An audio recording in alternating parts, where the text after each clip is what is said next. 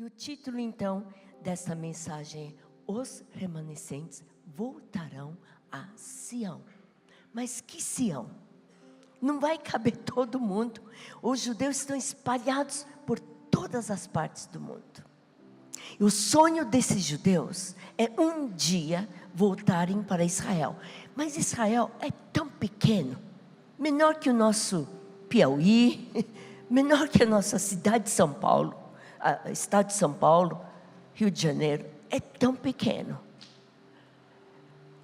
Humanamente falando, usando o nosso intelecto, é impossível que todos esses judeus que estão espalhados pela face da terra voltem a morar naquela terra. É impossível. Então eu falei: Deus, eu chorava e dizia: Deus, que mais eu posso fazer além de orar? Que mais eu posso fazer além de orar? Foi daí que Deus me deu uma resposta, e eu vou compartilhar nesta mensagem. Que aqueles que vão perdurar, vão estar aí segurando as promessas de Deus, e vão estar sendo fiéis, porque o remanescente em português, infelizmente, foi traduzido o resto. Resto para nós é quando sobra comida e vai para o lixo, né? Infelizmente a tradução em português é o resto, mas há outras traduções, os remanescentes. Essa é a tradução correta. O que é um remanescente? O remanescente é aquele que lutou e ainda está de pé. Lutou, caiu, mas fica de pé. Lutou, caiu, mas fica de pé. Esse é o remanescente. E nós estamos vendo, nós vimos lá em Israel, o povo judeu, sem Cristo, sem o Espírito Santo, mas ainda crendo nas promessas de Deus. Por quê? Eles conhecem um Deus de pacto, o que muitos evangélicos não conhecem, porque é tanta graça, que não entende que existe um pacto. Esse pacto, os judeus guardam, é um pacto. O que é pacto? É mais do que aliança. Sabe quando alguém vai fazer um negócio, vai lá, vão fazer sociedade, 50%, 50%, lucro 50%, 50%. É uma aliança. Mas o pacto é muito mais que aliança. É um derramar de sangue. É um comprometimento. E os judeus entendem esse pacto, apesar de não terem Cristo e não terem o Espírito Santo. E os evangélicos que já têm Jesus Cristo tinham que entender muito mais o que significa esse pacto. Muitos foram batizados nas águas do Rio Jordão, e com exceção de 2 pessoas que realmente nasceram de novo e pela primeira vez foram batizados nas águas, a maioria entrou nas águas do Rio Jordão para renovar a aliança com Cristo. Mas eu tive que falar um pouco, porque eu falei: não vai entrar na água só porque é Rio Jordão, porque Jesus foi batizado lá. Tem que renovar a aliança.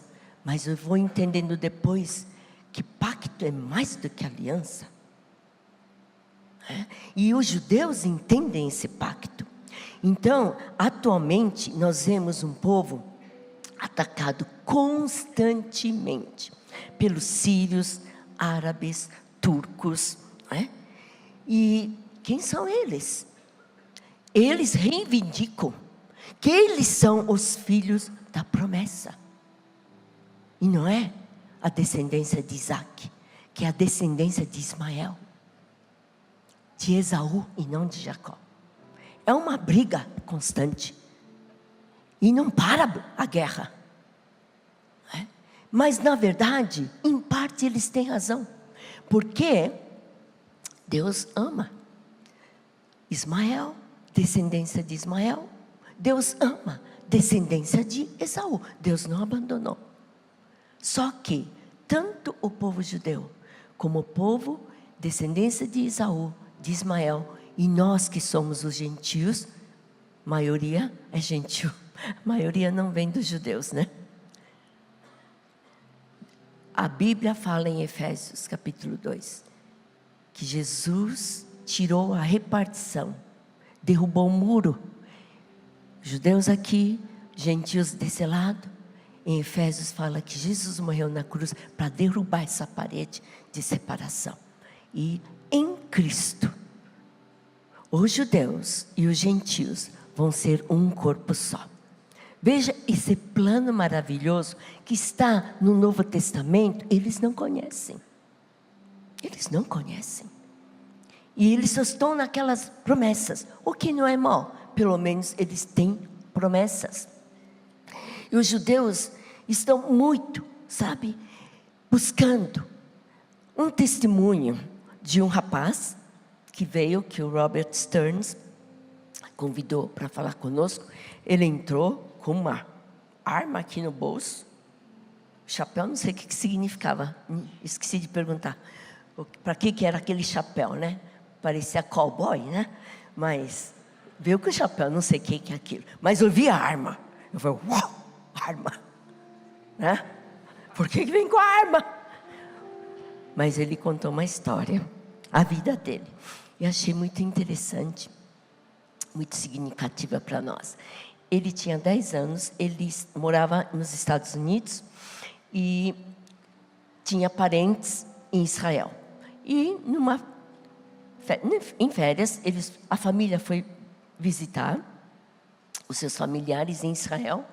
E ele decidiu no coração que ele tinha que morar em Israel. E agora ele tem 6 filhos. E ele mencionou Jeremias. Vamos abrir em Jeremias 31? Depois vamos ver Isaías. Mas vamos abrir Jeremias primeiro. Ele mencionou, eu falei, está na Bíblia. Versículos 31, 12 a 14.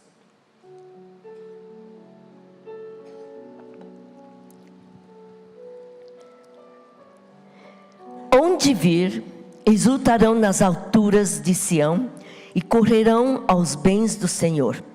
O trigo e o mosto e o azeite, os cordeiros, os bezerros. A sua alma será como um jardim regado, nunca mais andarão tristes. Então a virgem se alegrará na dança e também os jovens e os velhos. E tornarei o seu pranto em alegria e os consolarei e transformarei em regozijo a sua tristeza. Saciarei a alma dos sacerdotes de gordura e o meu povo se fartará dos meus bens, diz o Senhor. Então, ele crê naquilo que também nós, como Monte Sião, cremos. Vamos abrir Isaías 35. Desculpe, eu acho que pus 53, né? Eu digitei errado. Mas é 35. É a música que nós cantávamos desde o início. E assim voltarão os resgatados do Senhor e virão a Sião cantando. Bom, minha voz desafinada, deixei tudo para minha filha. Mas era uma música que a gente cantava, batendo palma, com alegria. Os resgatados do Senhor voltarão a Sião. Nós éramos esses resgatados. Mas quando cheguei lá em Israel, falei, eles também precisam voltar para Monte Sião. Vamos ler juntos? Os resgatados do Senhor voltarão e virão a Sião com júbilo, e alegria eterna haverá sobre a sua cabeça. Gozo e alegria alcançarão, deles fugirá a tristeza e o gemido. Tristezas e gemidos fugirão. E a gente cantava, e tínhamos muita alegria. Deus tinha esse plano para nós. Vocês estão usufruindo tanta alegria, não tiveram tanta alegria? Muito bom. Nós temos que manter essa alegria, não é? E lembrar como é que nós, um povo tão abençoado, eu sinto que nós somos uma igreja muito abençoada. Eu falo, somos tão agraciados por Deus. Como Deus tem feito tanta coisa boa no nosso meio. Eu falo, Deus é muito carinho. O Senhor é muito carinhoso. Nos dá tanta bênção. Eu me sinto muito abençoada, graças a Ele. E quando a gente cantava essa música, realmente tristezas e gemidos fogem. Quando a gente vem para Monte Sião. O que é Monte Sião? A não ser a presença de Deus. E nós estávamos ali, andando, bem no Monte Moriá, onde Abraão ofereceu Isaac, onde foi feito o segundo templo. Os profetas desse tempo eram Esdras, Neemias, Zorobabel, o construtor. Sob o comando de Zorobabel, as profecias de Esdras, de Neemias, o povo construiu o segundo templo. Foi derrubado. Derrubado, e nós vemos nas escavações camadas. Derrubaram destroços, entulharam em cima disso mais uma construção. Então, provavelmente, debaixo daquela mesquita dourada, que chama atenção, é ouro puro. E a gente fala, que lindo, mas não é nosso. Não é dos judeus. Não é o templo. O templo está enterrado. Está lá nos escombros. Não é? Então, nós vemos muita tristeza ali, mas eu vejo o povo tão esperançoso. Esse rapaz, AY, né? Não sei o que, o nome dele era AY. Então fica AY. Aquele menino cresceu, casou, tem 6 filhos hoje. Ele falou que foi para Israel e Deus mandou plantar uva, vinha. E que a terra de Samaria está na Bíblia, né? Um lugar que plantarão vinhas em Samaria. E ele, em Jeremias está escrito, e ele plantou vinhas. Que tristeza, quando estavam as uvas quase ficarem maduras para a colheita, 1.200 pés de vinha. Numa noite, os sírios vieram, arrancaram, quebraram todas as 1.200 árvores. Não é triste isso? Ouvindo bombas, eu falei para o guia, mas por que esse ódio? Por que eles judiam tanto do povo de Deus? Ele falou, parece criança brigando. Eles soltam fogos no campo de trigo, quase para a colheita. Os árabes, sírios, turcos, eles jogam com ele. Ele falou que nem uma pipa, né? Eles jogam fogo e acabam com toda a colheita de trigo. O povo judeu sofre muito ali. E esse rapaz falou, ainda eu persevero, porque eu creio que os meus filhos vão ter um futuro melhor. Eu estou preparando um futuro melhor para os meus 6 filhos. Eu falei, uau! Esse homem não tem nem Jesus, mas ele crê nas promessas de Deus. Porque Deus é um Deus de pacto. Eles conhecem isso. E eu fiquei com muita pena. Falei, Deus, que pena. Moisés trouxe a lei. Eles seguem a lei. Mas por Jesus, em João 1 está escrito, né? Vieram graça e verdade. Nós estamos vivendo no período de muita graça. Eu oro muito para que venha um avivamento da verdade e temor de Deus. Eu sinto no meu espírito, eu oro. Por quê? Temos sido muito agraciados. Mas onde está o temor de Deus? Onde foi a adoração de verdade? Porque eu voltei falando, Deus, até perguntei para esse rapaz, além de orar, o que eu posso fazer? O que nós podemos fazer para vocês? Ele falou, oração tem muito poder. Eu falei, mas Deus, e eu vou o tempo todo orando, voltei orando, e Deus me revelou muitas coisas que eu estou compartilhando agora. Falei, Deus, além de orar, o que podemos fazer, Deus? Tem que ser feita alguma coisa. Deus falou, restauração do tabernáculo de Davi. Vamos abrir em Amós, capítulo 9. nós vemos esse livro de Amós, é um profeta. Ele era um agricultor, um profeta com animais e cultivando coisas. Ele sentia tanta injustiça, tanta coisa errada, não é? E ele chorava diante de Deus, porque o povo de Deus tinha esquecido dele. Aí então ele chora, fala: Deus, o que nós vamos fazer com esse povo que te abandonou, não obedece? É o princípio de semeadura e colheita. O que nós semeamos, nós vamos colher. Não tem escapatória. Se semeamos na carne, está escrito em Gálatas, nós vamos colher na carne. O que é semear na carne? Se semeamos no Espírito, nós vamos colher no Espírito. O que significa isso? O que significa isso? Nós temos corpo, alma e espírito. Para entendermos um pouquinho melhor, o que é essa restauração? Vamos ler aqui um pouco e depois eu volto a explicar.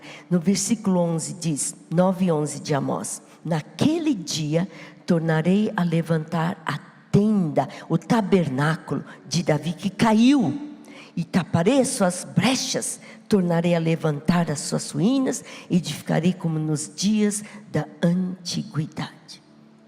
Falei, uai, Davi não fez tabernáculo.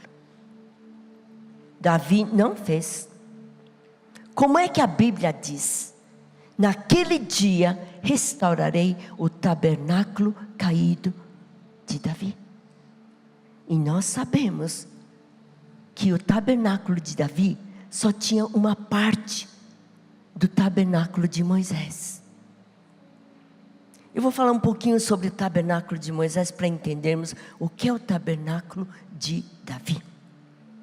O tabernáculo de Moisés tem 3 partes principais: os átrios, o santuário e o lugar santo dos santos. Nós somos feitos de 3 partes: corpo, alma e espírito. Vamos pensar no tabernáculo e em nós. O tabernáculo, nessa parte dos átrios, no Antigo Testamento, as mulheres e as crianças não entravam no recenseamento. Só com Cristo, as mulheres e as crianças foram valorizadas. Mas no Antigo Testamento, mulheres e crianças eram assim, não conta. Nos átrios, mulheres e crianças podiam entrar e louvar. Mas no santuário só os levitas, sacerdotes, e no Santo dos Santos o sumo sacerdote, e uma vez por ano. E se ele tivesse pecado, algum pecado, ele caía morto. Então, nós vemos aí que nós, quando se semeamos na carne, nós vamos colher na carne. O que é carne? É o corpo. No nosso corpo existem 4 instintos: o instinto da sobrevivência, o instinto do sono, o instinto de fome e sede e o instinto do sexo. É ruim? Os instintos são ruins? Não são ruins. São bons. Ficam ruins quando nós não sabemos usar na hora certa, quando nós não sabemos fazer funcionar na hora certa. Então, a gente vê assim, que a parte dos átrios, onde mulher e criança podiam ir, significa fracos. Eles eram fracos. Elas e as crianças, os meninos e meninas, fracos. Então representava o nosso corpo, que o nosso corpo é fraco. Jesus falou, o espírito está sempre pronto, mas a carne é fraca. Vigiai e orai, para que não entreis em tentação, não caiais em tentação. Então, nós temos essa parte fraca, que nós temos que vigiar. Porque se a gente andar, tomar decisões e nos movermos conforme os instintos, nós vamos semear na carne e vamos colher na carne. É isso que acontece muitas vezes na nossa vida. E na Bíblia, quando fala carne, pode ser, sempre a alma está presente, porque na nossa alma está a nossa personalidade, temperamento, os sentimentos, o intelecto, as nossas habilidades motoras, intelectuais, artísticas, todo tipo de habilidade. E o livre-arbítrio está na alma. Então a alma tanto mexe com o corpo como com o espírito. A alma é muito importante para determinar o quanto que eu atuo na carne, no corpo, nos instintos, e o quanto eu atuo no espírito, nas coisas espirituais, com Deus ou com o inferno ou com as trevas. A alma é muito importante. Você tem personalidade, a tua personalidade é muito importante. Deus jamais destrói a tua personalidade, Ele só melhora. Por quê? Nós precisamos saber lidar com o corpo, onde estão os instintos. Temos que saber lidar com o espírito, onde nos dá conexão com Deus, com o mundo espiritual, tanto da luz como das trevas. Então, se a gente tomar o tabernáculo de Moisés como modelo, para entendermos o tabernáculo de Davi, vamos entender os átrios. Nos átrios é o louvor, não é adoração. Muita gente confunde louvor e adoração. E nós ficamos toda hora explicando, louvor e adoração não é a mesma coisa. Louvor é uma coisa, adoração é outra coisa. O louvor são os átrios.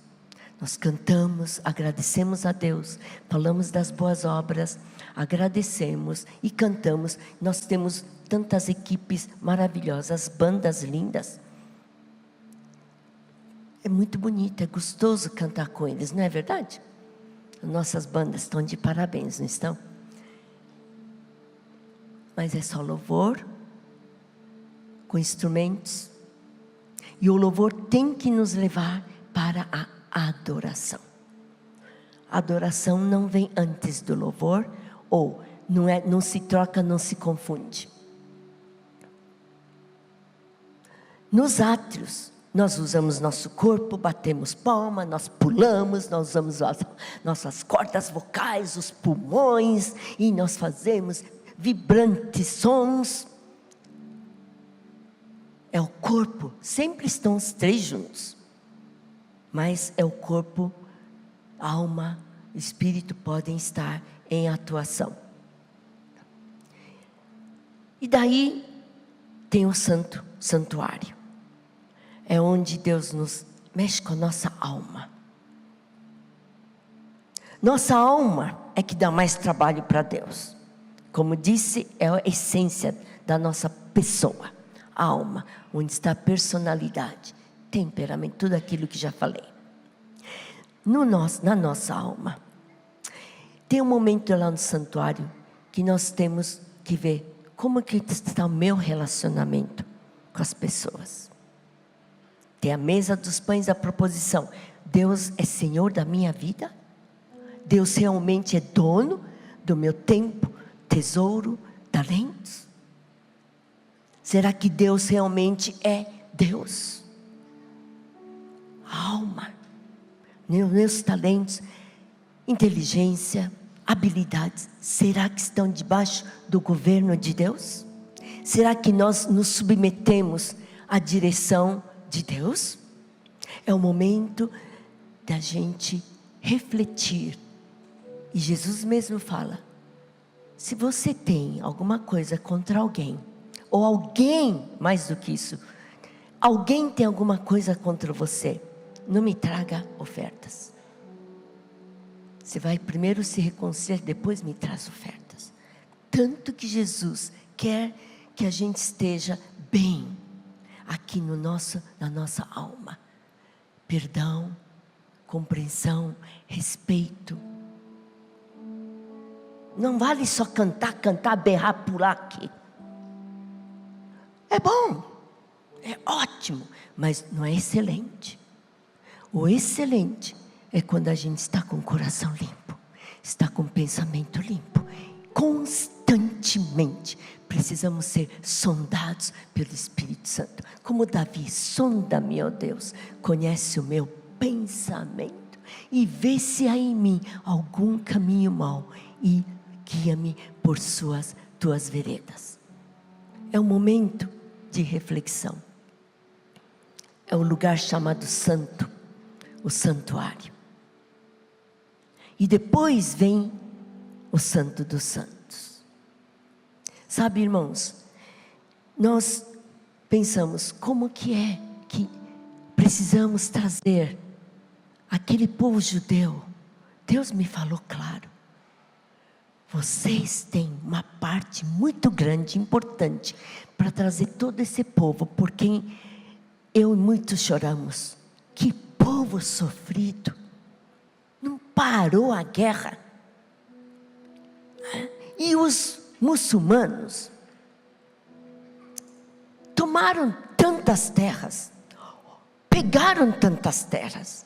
Quando os judeus cultivam, eles não só roubam, eles destroem. É obra do diabo. O diabo vem para destruir e para matar. Ele destrói, rouba. É obra do diabo. Não estou falando que os sírios, turcos e árabes, todos eles são diabo, não. Mas o diabo usa eles. Por quê? Entrou no meio. Eu creio que o Alá que eles creem realmente era o Deus. Porque Esaú, o Ismael, Esaú, todos eles tinham Deus, o nosso Deus. Mas de certa forma, eles tiveram uma visitação, de um Maomé. Foi um profeta, enquanto Jesus veio como o Cristo, o Deus encarnado. Eles tiveram Maomé paralelamente na história. Maomé foi um profeta e ele reivindica que ele ouviu de Deus, e ele escreveu o seu Alcorão com muitas regras, assim como os judeus têm o seu Torá e seguem à risca, muito seriamente, todas as 613 leis que vieram dos 10 mandamentos, tudo detalhado, 613. E eles seguem, com esperança ainda, em tantas promessas para eles, e que nós estamos usufruindo por causa de Jesus Cristo. Mas é muito espiritual, muito mais do que natural, geográfico, terreno. Porém, veja, as duas coisas têm que estar em equilíbrio. Tanto natural como espiritual, nós temos que ter um equilíbrio. Então, nós vemos, por um lado, os judeus, crendo nas promessas, com esperança. Quando Jesus já veio, não sabem como, só tem esperança. Enquanto isso, os descendentes de Esaú, de Ismael, de Esaú, que formaram os turcos, sírios, etc. Não, eles são amados por Deus. Deus não abandonou Ismael e Deus não abandonou Esaú. Muito pelo contrário, Deus consolou e falou: vocês vão ser um povo muito poderoso e muito numeroso, e são. Só que, tanto um povo como outro, foram interceptados. Os muçulmanos têm Alá como seu Deus, mas na verdade, eles sabem, ou sabiam antigamente, que esse mesmo Deus Alá era o Deus de Abraão, de Isaac e de Jacó. Só que veio esse Maomé, um profeta, que falou que ele é o Salvador. E então ele manda seguir o Alcorão. E os muçulmanos são muito fiéis. Então nós vemos um povo assim, outro povo desse lado, confusos, sem Jesus Cristo. E nós que temos Jesus Cristo, nós somos gentios.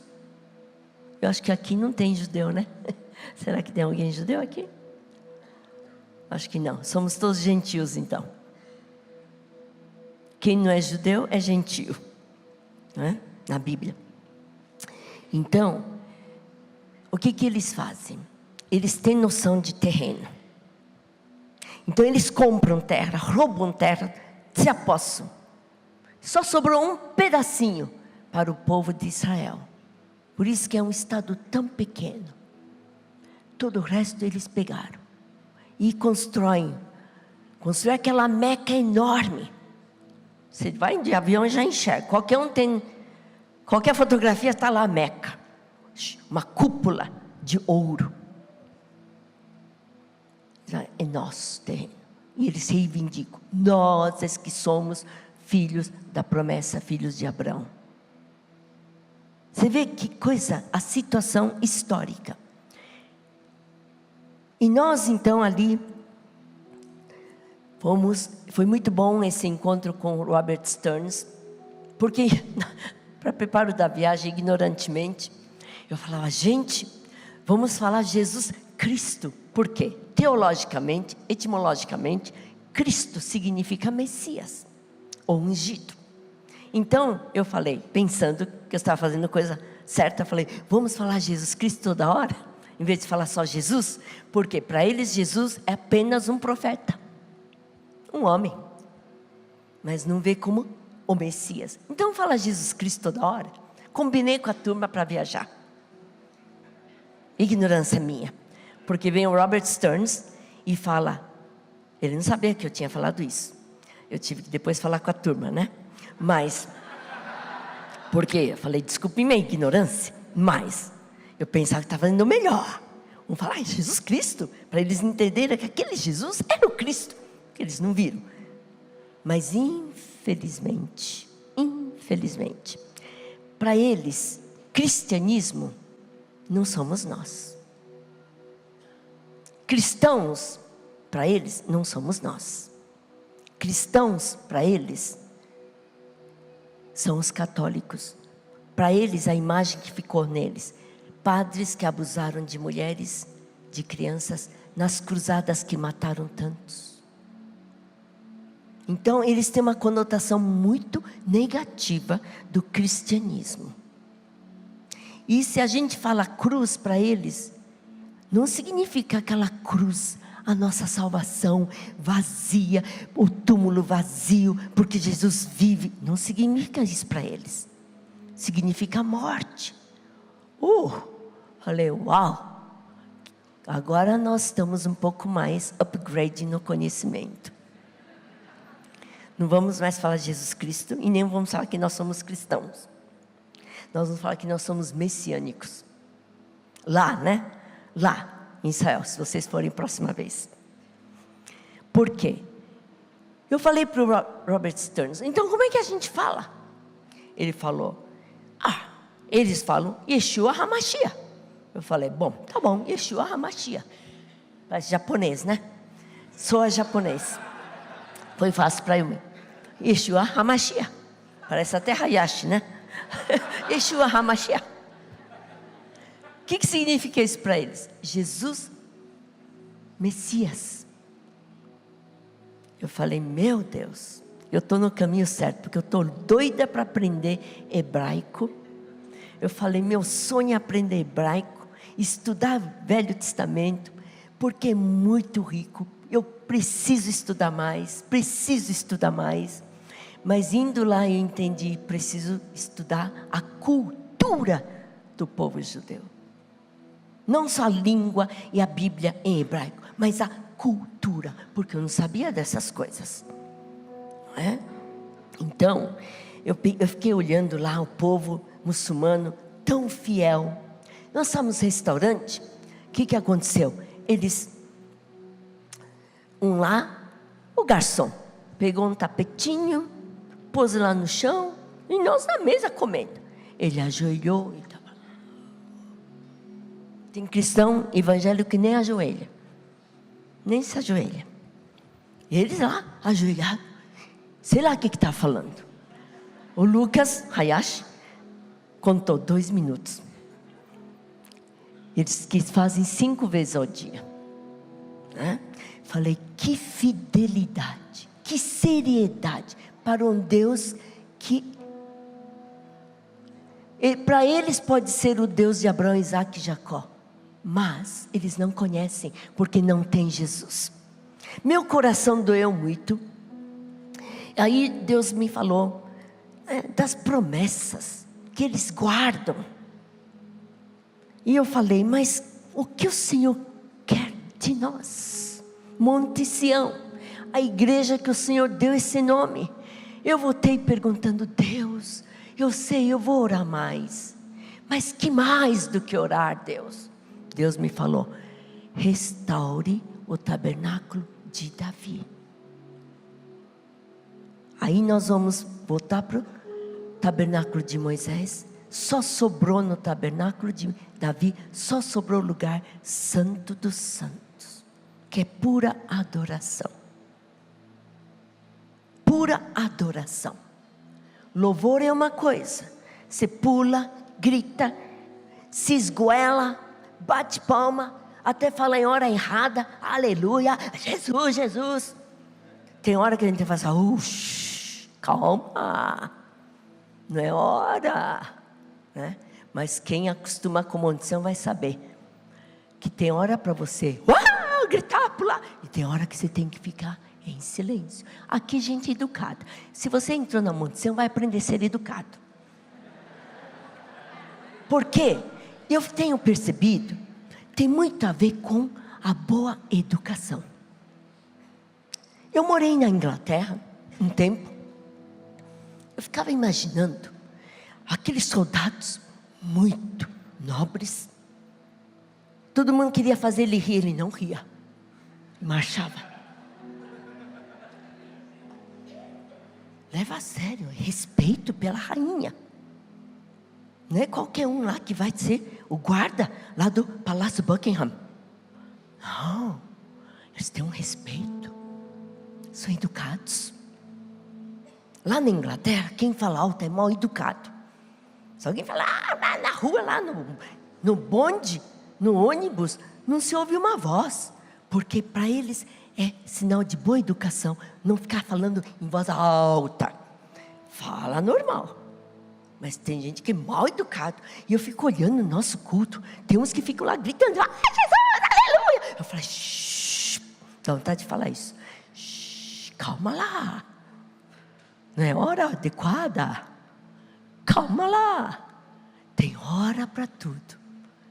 E gente educada sabe quando pular, dançar, porque dançar, cantar, rir, falar alto também faz parte do louvor. Mas na adoração não. Quando entramos na adoração, o que tinha no tabernáculo de Davi? Só tinha a arca do concerto. O Davi só carregou a arca do concerto. Vocês sabem a história. E o que estava dentro da arca? Dentro da arca estavam as tábuas dos 10 mandamentos. As pedras estão. Não sei até onde, quando ainda estão, mas estão por aí. A arca está em algum lugar. Tem um prato com maná, que caiu no deserto. Está dentro da arca. E tem a vara de Arão. O que é essa vara? Quando o povo quis ser grande coisa, falou, Moisés, Arão, só vocês e nós. E Moisés falou, puxa vida, servir na portaria não é uma grande coisa? Mas ficaram, só você, só Arão. Então Moisés falou, tá bom, cada tribo traz uma vara. E Deus vai mostrar quem é que vai servir ao Senhor no tabernáculo. E só a vara de Arão que floresceu. Teve flor e deu amêndoas. Nós vemos isso, o que significa? Você não se escolhe.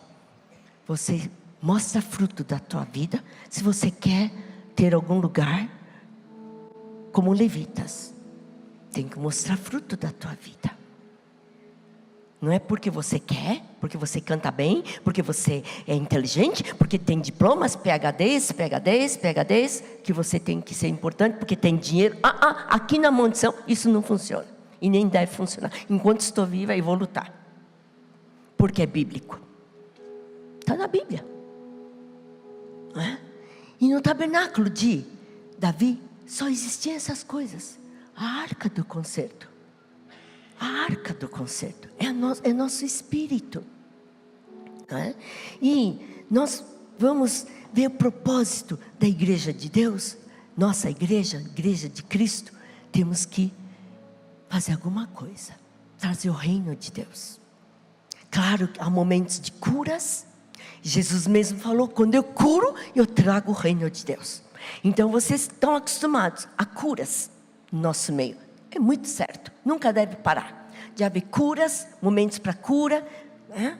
Milagres, expulsar demônios, nunca devemos parar com isso. Mas isso não é tudo. Isso não é tudo. Nunca devemos parar. Por quê? Mas temos que lembrar, né? Que o propósito é trazer o reino dos céus aqui na terra. É o propósito da igreja. Não é? E também obedecer à grande comissão. Ganhar nações para Deus. Não é? E também para fazer discípulos de Jesus. É a grande comissão. Certo? Então, esse é nosso papel. Agora, o propósito, como que vamos conseguir fazer esse propósito? É a adoração. Eu tenho sentido muito como nós precisamos aprender. A igreja precisa aprender a adoração.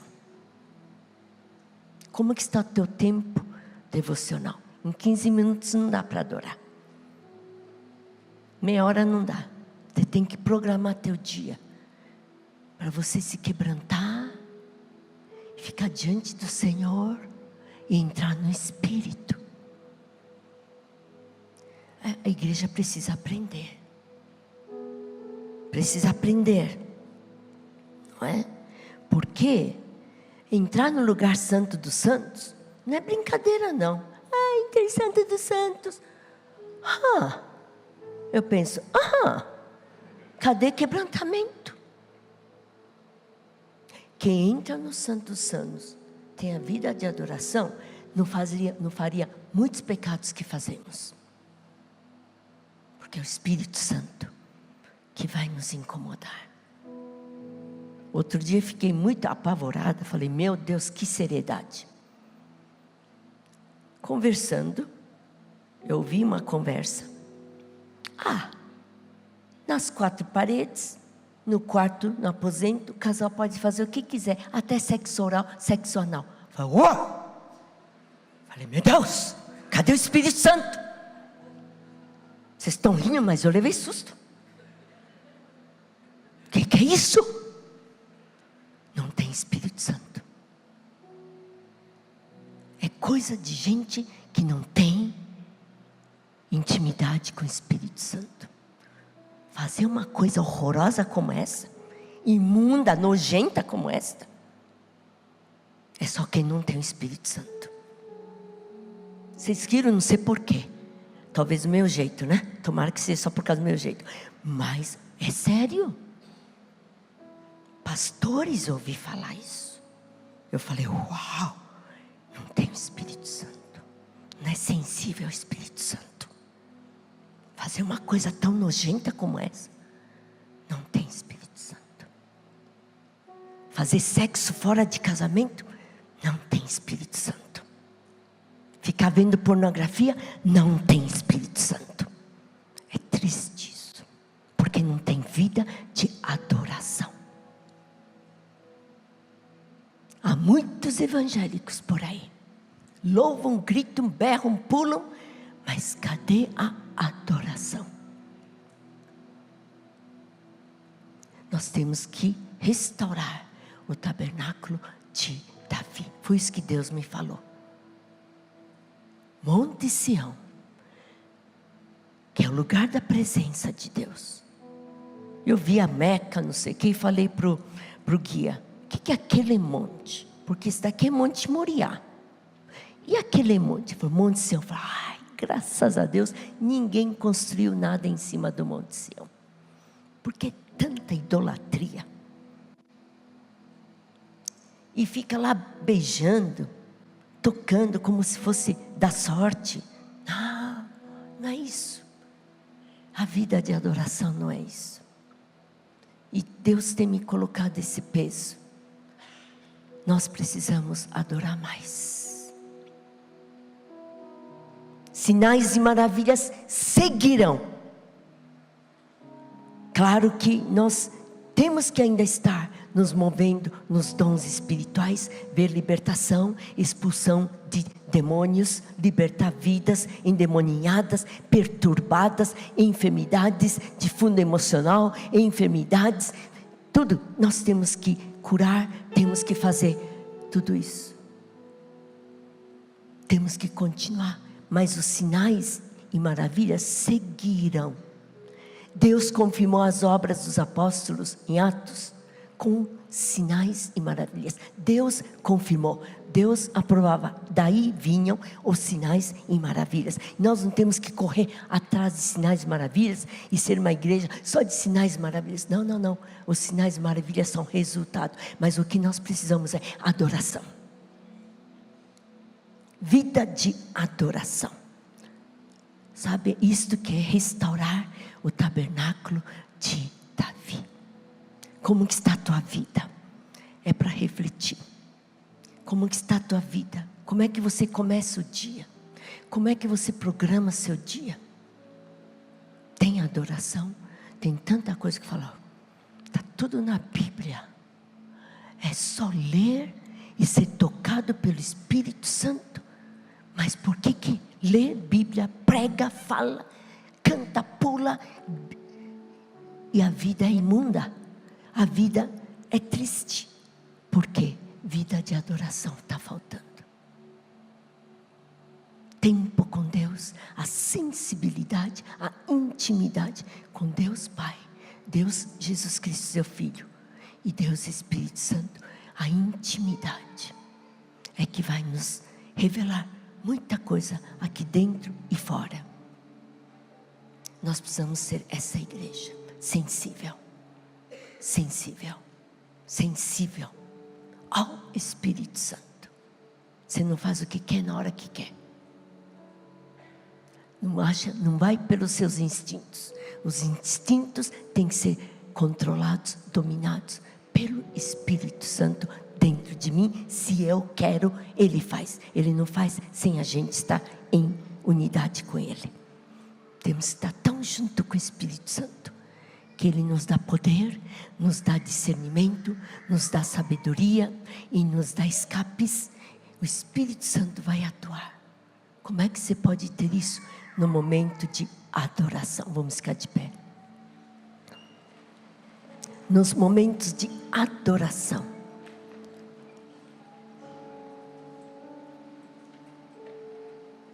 e eu fico pensando, eu só dou um testemunho aqui. Meu pai era já bem idoso, ele não teve nenhuma doença, ele foi se apagando por velhice mesmo. E nós éramos agora 7, mas éramos 8 irmãos, nós revezávamos. Eu era incumbida de servir o almoço para o meu pai. Então ia todo dia, punha a mesa e servia e chamava o papai para almoçar. Quando ele vinha à mesa, a presença de Deus nele era tão forte que eu falava: meu Deus, não posso falar qualquer bobagem, qualquer coisa. Era tamanha a presença de Deus. E veio um lá, entrando uma das vezes, eu faço milagres, profecia, aconteceu isso, aquilo. Eu falei: para mim, o meu pai representava Deus. Eu pensava: diante eu não faço qualquer coisa.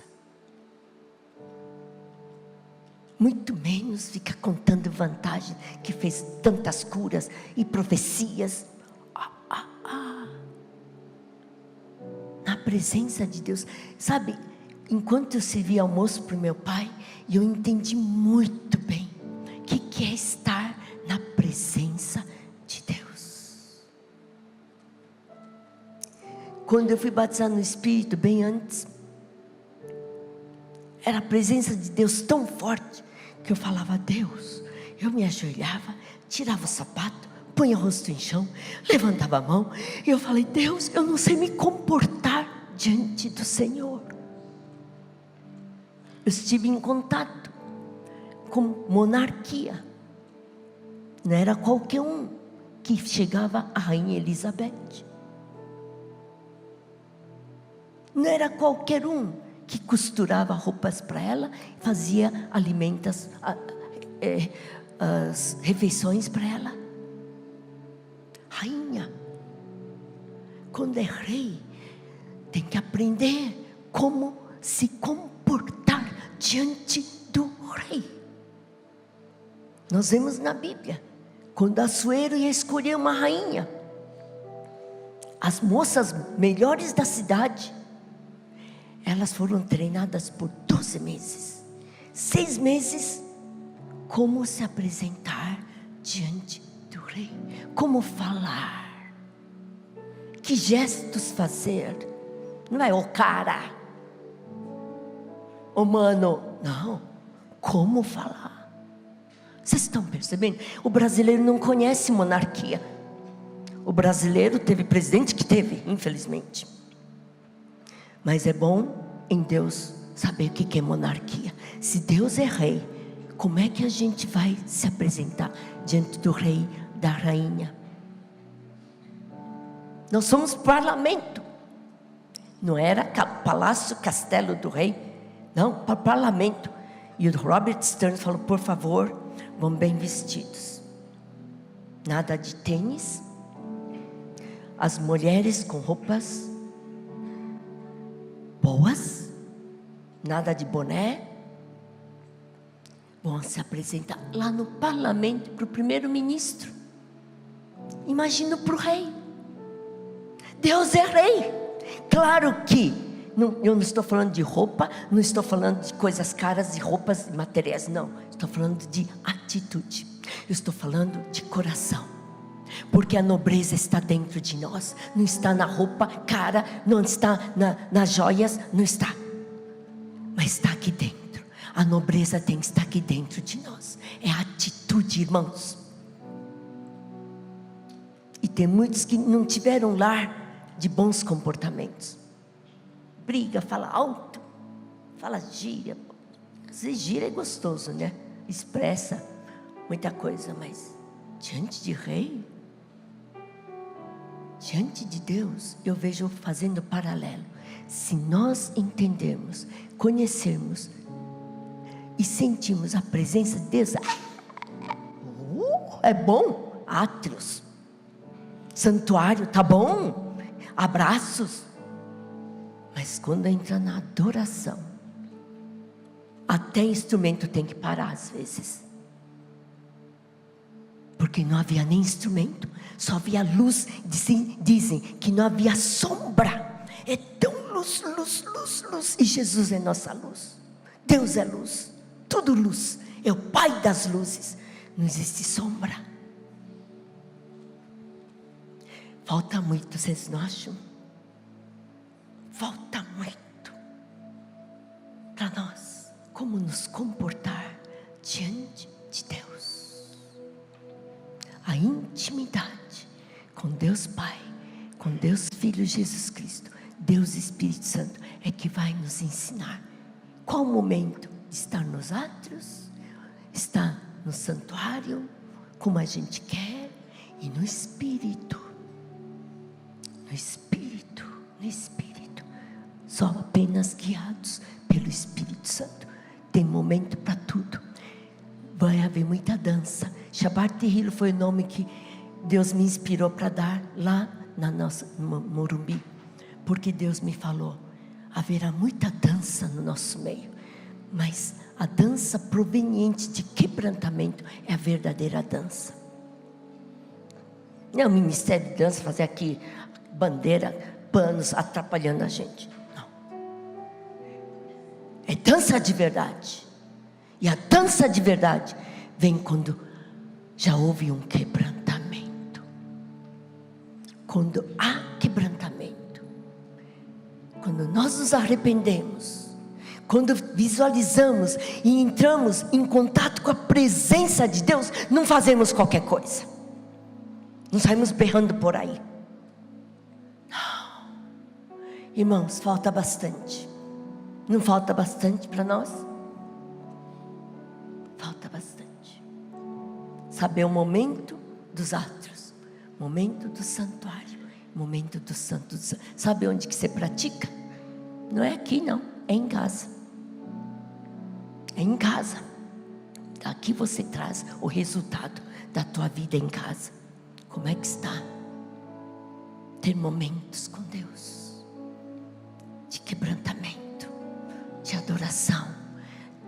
Não teríamos necessidade de alguém chamar nossa atenção, de corrigir, porque o próprio Espírito Santo, pela palavra, ia nos dar as direções. Não queremos melhorar, gente? Vocês querem melhorar? Alguns não levantaram as mãos, porque não quer melhorar. Tem uns que não querem melhorar. Acho que está bom assim. Ai. Quem quer realmente melhorar? Agora parece que entenderam. Estou falando sério. Tem gente que não quer melhorar. Acho que está bom. Vai entrar no céu pela tangente? Não. Vamos entrar com tudo. Vamos ao trono. Nós temos que, como os anciãos na Bíblia diz, vamos por coroa. Como é que nós vamos ter coroa se a gente não vive a realeza? A realeza está aqui dentro. A dignidade, realeza está dentro de nós. Não é fora. Irmãos, põe a mão no seu coração.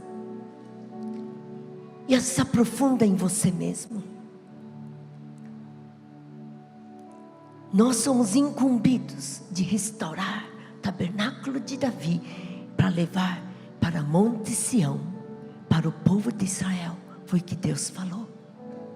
Quando eu chorava e falava: Deus, como ajudar esse povo sofrido, vida toda com guerra? Ele diz: vocês vão restaurar o tabernáculo de Davi. Daí vocês vão poder ajudar os judeus. A raça eleita, porque vocês são já eleitos pelo sangue do Cordeiro. Vocês já são comprados como reis e sacerdotes. Em Apocalipse 1:6 diz, Jesus fala para Pai: Pai, eu comprei estes remidos para serem reis e sacerdotes teus. Fomos comprados pelo sangue poderoso de Jesus. Mas a nossa vida tem que ser de reis e sacerdotes.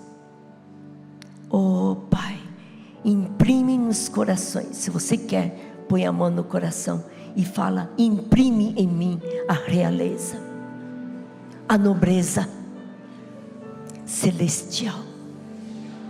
Imprime dentro de mim a realeza celestial.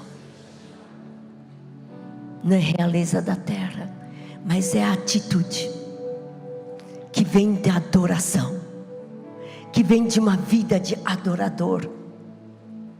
E adorador é no seu cantinho, onde ninguém vê, só você e Deus, só você e Deus, em plena comunhão, em plena intimidade com Deus.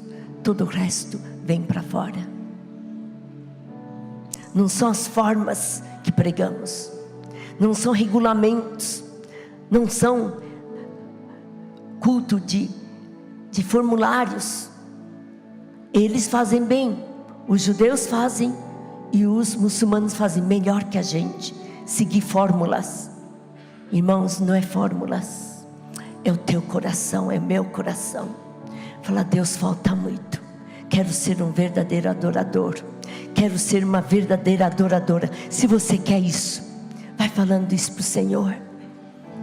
Tem gente se ajoelhando, tá certo, falando: Senhor, se você quiser também, fala: Senhor, eu preciso aprender a ser um verdadeiro adorador, em espírito e em verdade. Que bom que vocês estão se ajoelhando. Isso é atitude de adorador. Dizer: Senhor, eu quero te adorar, eu quero ser um adorador. E eu tenho uma responsabilidade com os israelitas, restaurando o tabernáculo de Davi.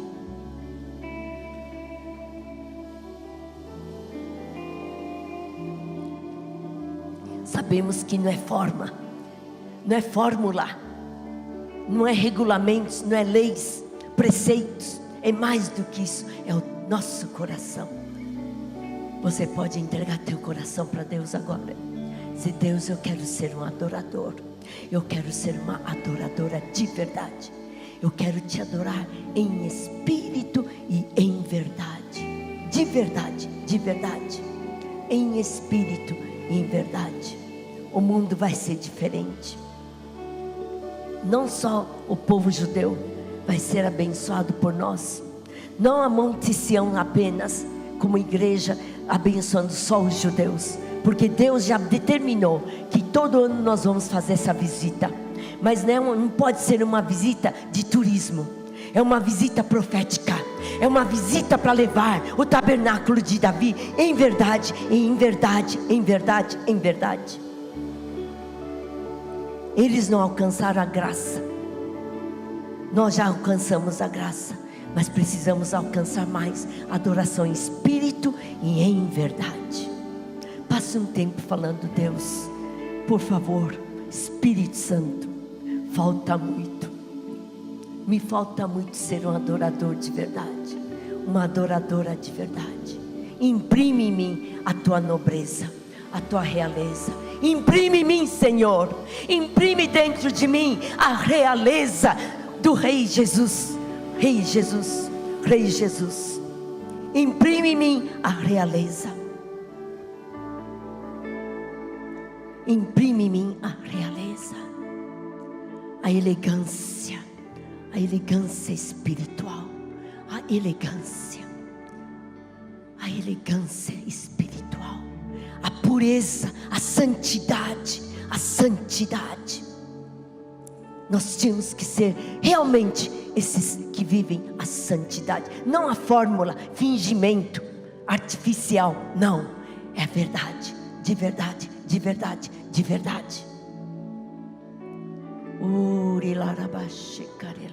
Comece a orar em línguas. O Espírito Santo está operando em você. Ele se agrada de operar em você. Vamos estar orando em línguas. Orando em línguas.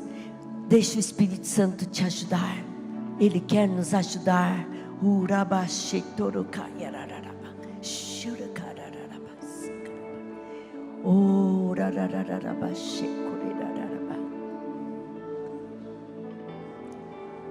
Obrigado, Senhor.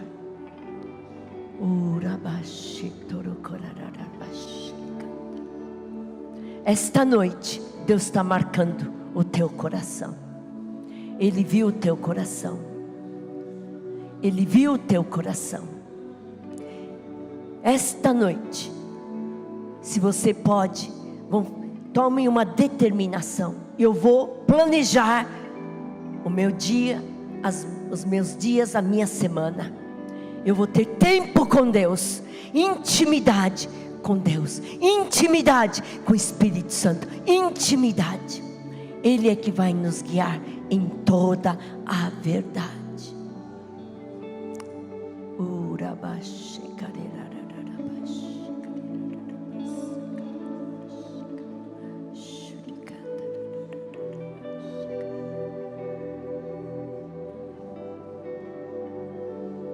Vocês estão sentindo o fogo, alguns estão sentindo fogo dentro, queimar. O Espírito Santo está imprimindo no teu coração a realeza. É uma bênção sermos marcados para sermos realeza. É uma bênção sermos marcados como sacerdotes, sacerdotisas, que perdoam e ajudam outros a se reconciliarem com Deus.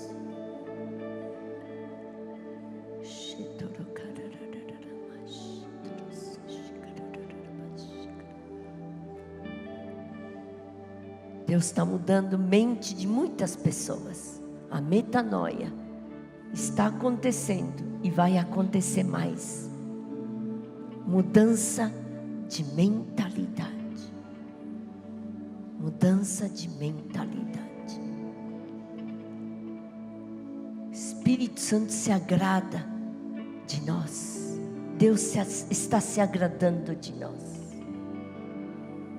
Ele vê o teu coração sincero. Teu coração sincero, como de uma criança. Receba a porção do Espírito Santo agora. Receba a porção. Diga: eu recebo. Eu recebo, Espírito Santo, essa tua porção. Amém, irmãos? Poderíamos ficar mais tempo, mas o tempo já passou. Vocês podem ficar de pé, mas com uma determinação. Esse foi o início. O se prostrar diante de Deus é o início do que vocês vão fazer. Só você e Deus. É o que vocês vão fazer. Só você e Deus. Na tua vida de intimidade com Deus. Quem concorda, levanta a mão. Diga: eis-me aqui, Senhor. Eu conto com a tua ajuda. Quero entrar em intimidade contigo. Me ajuda, Espírito Santo, a ter intimidade com Deus Pai, com Jesus e contigo. Me ajuda, Espírito Santo. Me ajuda, Espírito Santo. Vivifica a palavra que eu leio. Fala comigo quando eu leio a Bíblia. Imprime no meu coração, na minha mente, as tuas palavras vivificadas dentro de mim. Quero restaurar o tabernáculo de Davi e trazer para o povo judeu e para todas as nações a tua presença. Eis-me aqui, Senhor. Amém, irmãos?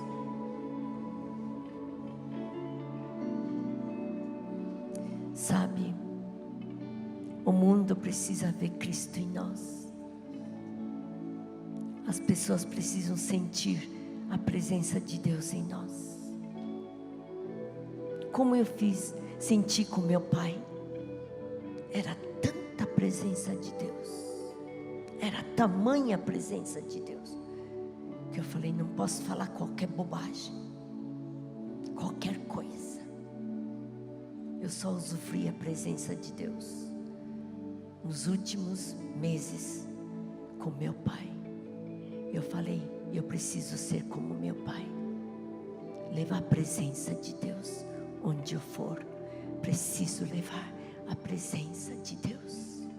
Preciso ser esta arca, porque a arca representa a presença de Deus. Amém, irmãos?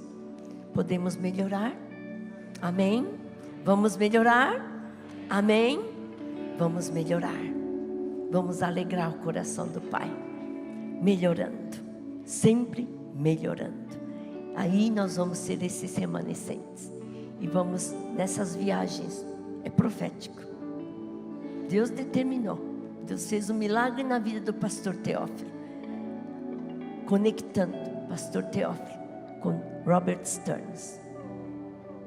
Eu falo, foi uma conexão divina. É uma incumbência todo ano. Monte Sião, vai para Monte Sião. Monte Sião vai profetizar. Só de andar lá vai quebrar a idolatria. Vai quebrar a ignorância. Nossa primeira. Nossa cegueira primeiro. Depois a deles. Eu fui muito abençoada. Falei: que ignorância, meu Deus. Como preciso saber mais. Estudar mais. para ser útil, porque eu chorei. Falei, Deus, que fazer para esse povo tão sofrido? No holocausto, no museu do holocausto, não havia quem não chorasse. Como era triste ver o povo judeu sendo dizimado, só por serem judeus. Me doeu muito o meu coração.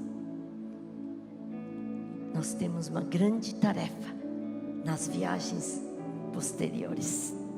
Se você quer lá pisar, quebrar a idolatria, e pisar e falar, Israel e os sírios, turcos, árabes vão se unir. Irmãos, é uma tarefa muito boa para nós. Planeje essa viagem também. Ore. E vamos já, desde aqui, já profetizando. Israel, árabes, turcos, sírios, todos eles, descendência de Isaac e de Esaú, de Jacó, Ismael, todos eles vão ficar unidos através de nós, que temos Cristo em nós. É Cristo que une. Cristo em nós, a esperança da glória. A glória ainda virá sobre a terra através de nós. Diga, Cristo em mim, a esperança da glória. Amém? Amém, amém, amém.